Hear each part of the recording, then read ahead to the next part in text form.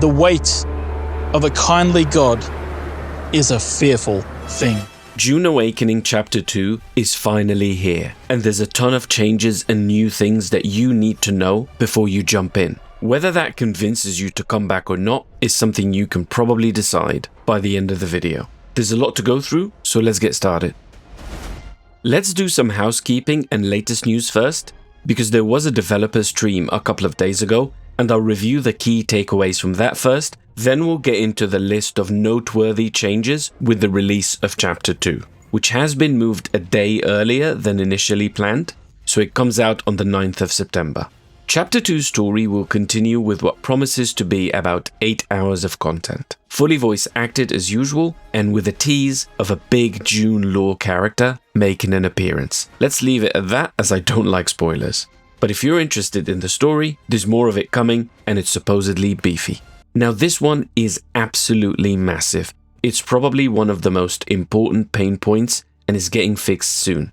In a near future upcoming patch after Chapter 2, they're fixing the render or view distance. It's being extended to a reasonable distance rather than being an arm's length like it is now.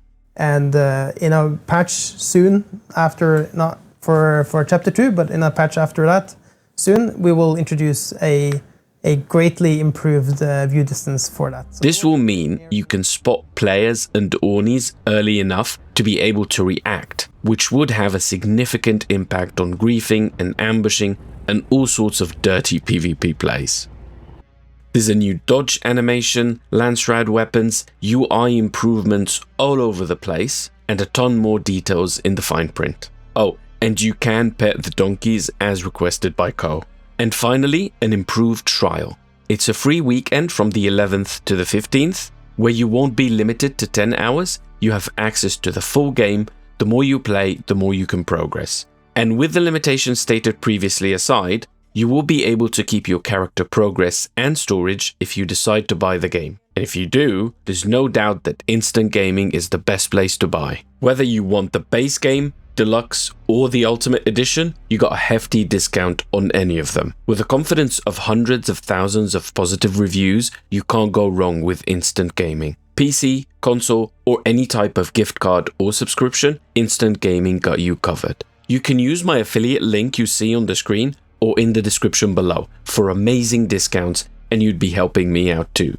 Thanks to Instant Gaming for sponsoring this video, and to you for supporting my content. Now, if you're new to Dune Awakening, then this video might feel out of context for you, so please check out my previous tips and guides that can hopefully help you throughout your journey. Otherwise, here's all the noteworthy new changes that we're getting with Chapter 2. I'll start with quality of life, then we'll talk about new content, and then combat and gameplay changes. And the first goodie we have here is the storage on our Assault Ornithopters. It's being doubled. It's now 2K in volume, and even 5 more slots. That's a significant cut to deep desert trips, as most people who build weekly in the deep desert will use the Assault to ship their goods back and forth to Haga Basin. If you follow my solo deep desert guide, this change simply makes it better, because the mats I recommend in that video would need more than one trip with an Assault Orni to transport. Now that time is nearly cut in half. Thanks Funcom. This too is an absolute blessing. I think most people solo farm with their buggy, and even if you have a YouTube video on your second screen while doing it, holding F then switching seats over and over again is really annoying. But not anymore. You can now jump seats with F1 and F2, and it works like magic. This one is a welcome change too for sure. You no more need to memorize which chest is which, or make them in certain arrangements to remind yourself that this bunch has the raw materials, this bunch has the gear, this bunch has the blueprints, whatever. You can now rename your chests to whatever you like, and the name appears when you highlight them like that. The name can't be anything. You can't use bad words and you're limited to 4 special characters, but you can have spaces, so it's not that restrictive. This also seems to extend to your other facilities, not just the storage, so you can rename your production devices. Probably useful for guilds if they want to name production facilities for certain players, or maybe use the name to identify which circuit this device sends its produce to. Even better, you can rename vehicles too. But on the test server, the names don't appear on the vehicles like they do on storage. which is not really a big deal if you're solo. You know that your Scout Orni is your Scout Orni, but it's also the case that when you go to select them from the storage drop-down menu, that the name doesn't show. So if you have multiple buggies or assault Ornis, they are still showing the same default name. This will be fixed for release, so in the drop-down menu you should be able to see the names you selected. You can pick up a new mission on the mission boards in Arrakis or Harko, where you can talk to Dr. Shafat, who will allow you to recreate your character basically. In Arrakis, it's this place with the face hologram, and this new room is open where she will be, and she will charge you 5k Solaris for plastic surgery. There's also a few new tattoos, and an extra bonus here, you can also now export or import your character presets. So if you want to create a new character on another server, you can have a template basically. And in Harko Village, the doctor in this case is going to be right here on the map, and you'll still be able to tell with a face hologram, and when you go inside, you meet this lovely old version of Leon Prater. High five if you know who that is. You can now track missions straight from the map by hovering and hitting T, which is far more convenient than having to hunt them down in your journal just to be able to hit T there. There's an extra bit of convenience here as well, where you can now auto-run with ground vehicles and ornithopters too. Obviously in helicopter mode only, because vulturing is gliding anyway. And for the deep desert, they have removed the quicksand at the entrance in row A. They've also introduced what they call new layouts, which basically means there's a lot more rock formations in each sector instead of just endless sand. And according to them at least, they finally fixed the Sky-Hulud situation, so no more sniping of Ornis in the air by the worm. Remains to be seen, I guess. Now let's talk about the new content. The Lost Harvest DLC new questline is a long chain that starts in Hagar Basin with a crashed harvester that will supposedly give you a very unique questline chain that will include new game mechanics. Mechanics that the community asked for apparently, so that sounds exciting. This is also part of the paid DLC, so I assume it should be good quality content as it's exclusive to those who paid more basically. I don't know how long or fun it will be compared to the next chapter of the main story, which is part of the base game, so I guess we'll have to wait and see when it's all done. There's a new building set called the Dune-Man, along with the new decorations. It looks pretty cool with those new types of sliding doors, and it's a unique third style basically for bases, and that's always a welcome addition. I know some people are endlessly addicted to base building in this game. My wife is 1,000,000 hours in, and she's still finalizing her base.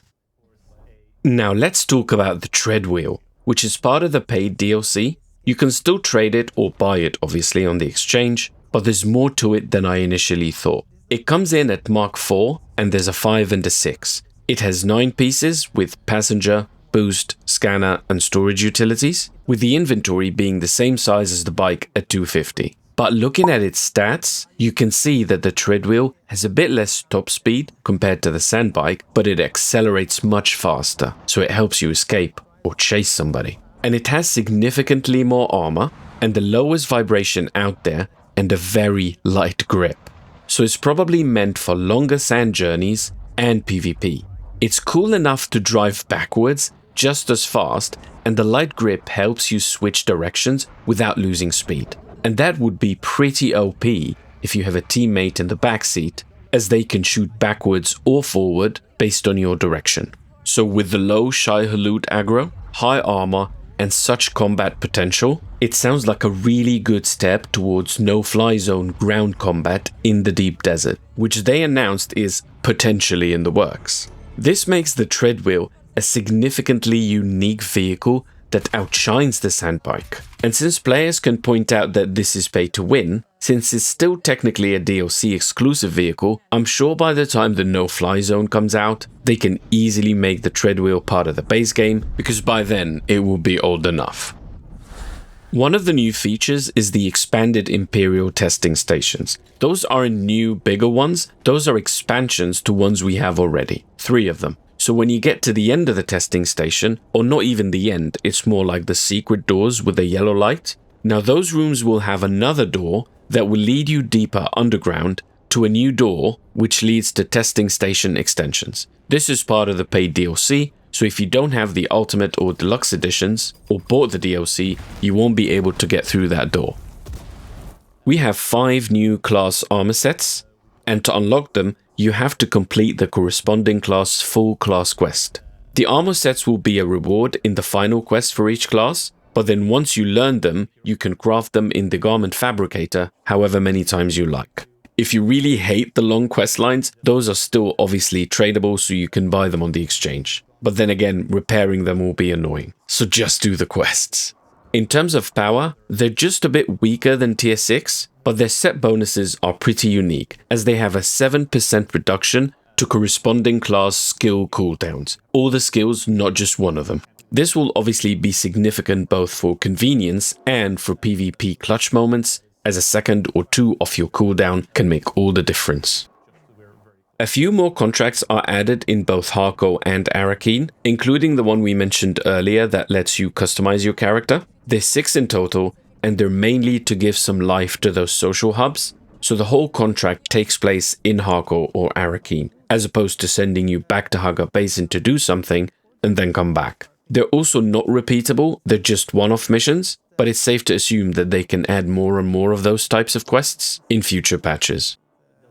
We have dynamic encounters, which are unfortunately as simple as I expected. You'll have random camps spawning with NPCs, selling you limited amounts of raw or components. They will give you some sort of assassination mission or need help in some way. And they do have good discounts, especially the dude with the components, as they are pretty cheap. Even though they might not be that interesting, I think they can be a good boost for new players having this be part of their initial experience and activity in the game. And there's always hope that they expand on those and flesh them out even more. They're also repeatable, so they can effectively act as XP or Solari grinds, since most contracts in this game are one and done. Now let's talk about gameplay and combat changes. They've added a duraluminum tier missile launcher called the Adept Missile Launcher. When a missile locks on you, you will get a notification saying missile lock on. You also cannot lock on anymore while reloading, so that's a nerf to all missile launchers essentially. When you get high on spice in prescient state, you can now see the health and stamina of your enemies, which can be strategically helpful info in PvP. I'm not that much of a PvPer, so in theory it sounds helpful, but let me know in the comments if you're a PvP player whether you think this will be significant to you or you feel it won't matter. You can also active ping a player right now, kinda like in Warzone, which would be helpful in PvP. If someone is obscured by smoke, for example, you can still aim at them. And a very big important change as far as I'm concerned is rockets on Ornis. They tightened the bloom or cone in which the Orni can shoot, so you no longer will be able to tilt your camera and shoot to the side, or look down and have your rocket lob on the ground, like this. You have to be facing the direction you're shooting a bit more tightly now. So if you're up high and shooting someone on the ground, you have to dive in basically, which makes it a bit hard to pull out quickly and maneuver generally. I think this would make Orni fights less spammy and more difficult in terms of ease of ganking and basically outputting too much damage with ease. Let me know in the comments what you think of those changes, or if you quit the game if it's making you want to come back. Thank you for your time, and I'll see you in the next video.